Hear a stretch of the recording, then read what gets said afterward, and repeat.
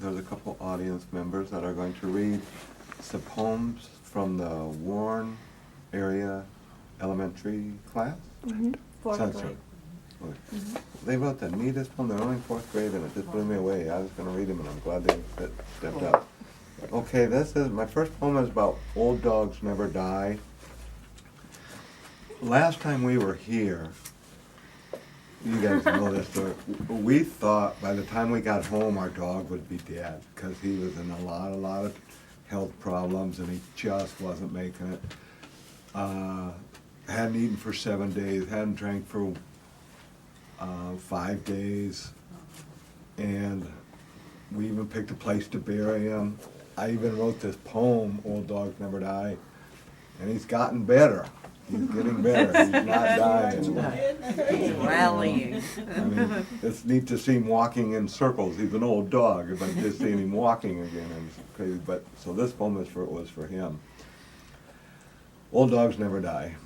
There was this guy who knew this guy, who knew this guy, who let his dogs run free. He said that's what dogs were always meant to be.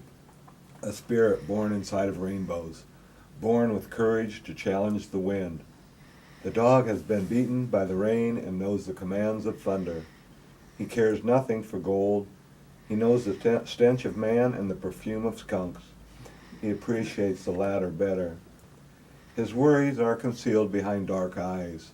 A free dog may grow old, his bones may rattle, but old dogs never die. They live forever in the heart.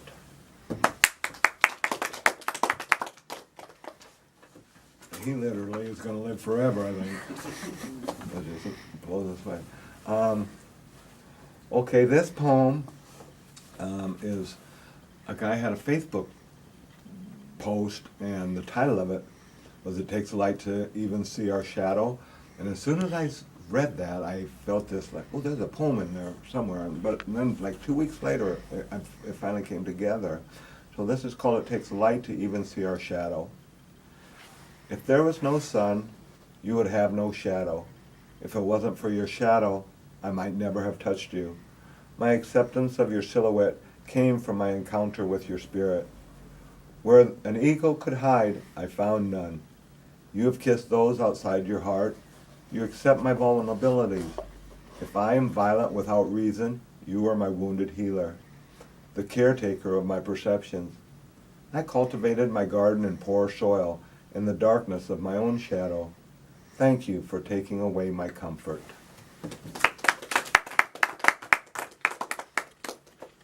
There's a thing in Buddhism, if you're comfortable, you're doing it wrong.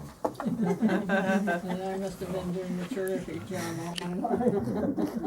And okay, this is "Spring Cultivates a Kind Heart." I don't know the story behind this one right now. Oh yeah, I do. In my backyard, there are blue jays, robins, and cardinals, and doves that are always making love. Trees grow higher than the moon. Mountain streams are double quick. They will flow until the summer solstice. My well is deeper than the well of Joseph. In my backyard, a forest is being born. Creatures gallivant in the shade. I pick the shag-bark timber I will use the winter after next. Beyond that, I no longer will be anxious for tomorrow or weep for red roses that don't return. I live only in the crack of this moment for a split second in my backyard. Thank you. I appreciate the applause, even if I don't deserve it. And my last one is about my anxiety. So I don't know if this is a therapy poem. I'm not big on therapy poems, but this may have just turned out to be one.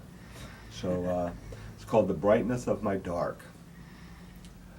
My nights are longer than my days. A waning crescent moon transcends remnants of a star. My veins are frozen with fire, my brain a runaway train, speaking with poetic delusions. A moment of calm would be liberation, a litany of silence amending grace. I have gathered seeds of friendship and goodwill from my garden. I have smudged my lips with sage.